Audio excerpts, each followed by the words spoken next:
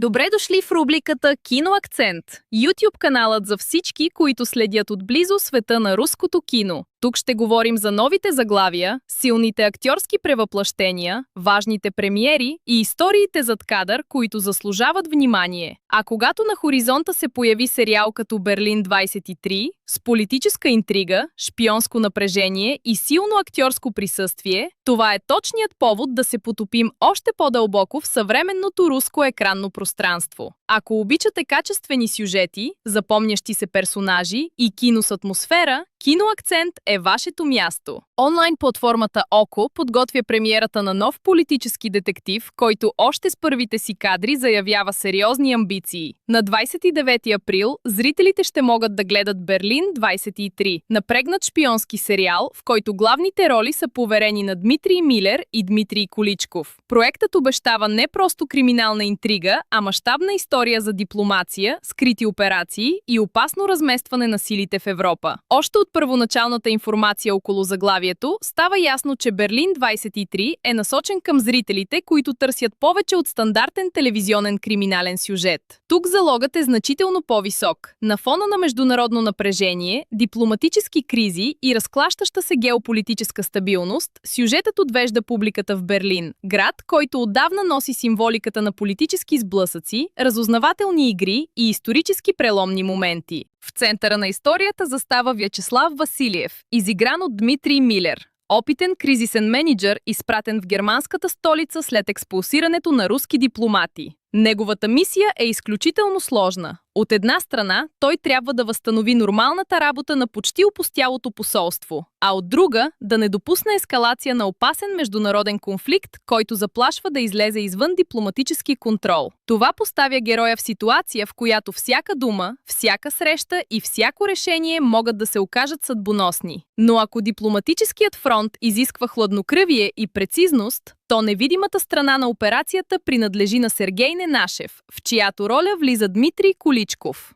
Героят е оперативен служител от спецслужбите, свикнал да действа в сянка, под прикритие и извън прожекторите на официалната политика. Докато Василиев води играта на дипломатическото поле, Ненашев навлиза в далеч по-рисковата територия на нелегалните действия. Така Берлин 23 изгражда класически, но винаги работещ драматургичен контраст между двама мъже с различни методи, които трябва да действат като едно цяло, ако искат да предотвратят катастрофа. Тъкмо това двойно напрежение между официалното и тайното, между преговорите и операциите, между държавната стратегия и личния риск, има потенциала да превърне сериала в едно от любопитните заглавия на пролетния сезон. Историята не се ограничава само до локална интрига, а залага на усещането за голяма европейска шахматна дъска, на която всяко преместване може да предизвика верижна реакция. Допълнителна тежест на проекта придава и актьорският състав. Освен Дмитрий Милер и Дмитрий Куличков, в сериала участват Сергей Гузеев, Юрий Беляев, Олга Ломоносова, Игор Хрипунов, Александър Доронин, Дмитрий Улянов, Виктория Малекторович и други познати имена. Подобен ансамбъл подсказва, че зрителите могат да очакват не просто централна сюжетна линия,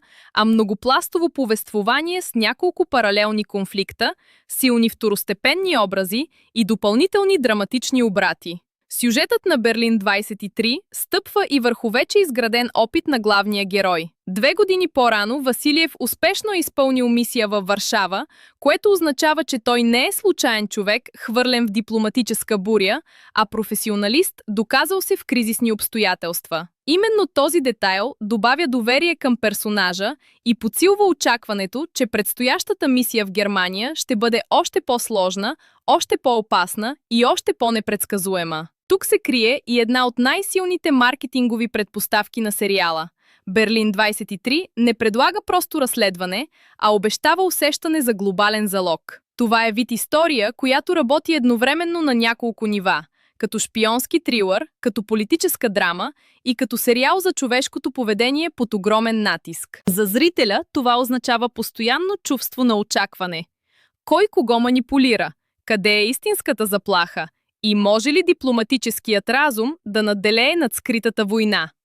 Визуално и тематично заглавието също има сериозен потенциал.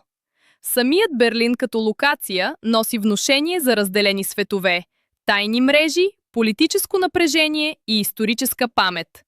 Това превръща града не просто в фон, а в активен участник в историята. Когато действието се развива на подобно място, атмосферата неизбежно започва да работи в полза на сюжета. Студена, напрегната, многопластова и наситена с усещане за невидима опасност.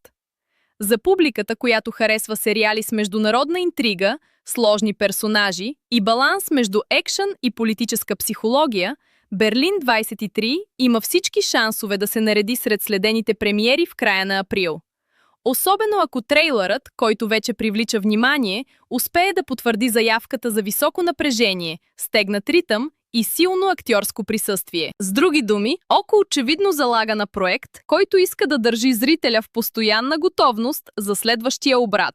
Берлин 23 влиза в програмата като сериал, който обещава актуално звучене, геополитически заряд и достатъчно драматичен потенциал, за да привлече не само почитателите на детективския жанр, но и аудиторията, която търси интелигентно конструирано напрежение. Премиерата е насрочена за 29 април, а всичко подсказва, че това е заглавие, което си струва да бъде следено още от старта. Защото когато дипломацията се сблъска с нелегалните операции, а Европа се превърне в сцена на невидима битка, резултатът рядко е предвидим. Това беше всичко за днес от Кино Акцент. Ако темата ви е била интересна, не забравяйте да харесате видеото, да се абонирате за канала и да натиснете камбанката, за да не пропускате още новини, ревюта и акценти от света на руското кино и сериали. Напишете в коментарите дали Берлин 23 е сред заглавията, които очаквате. А знаете ли за Варшава 21? Заглавие, което също не трябва да пропускате, на което сме направили и български субтитри. До скоро и останете с Кино Акцент!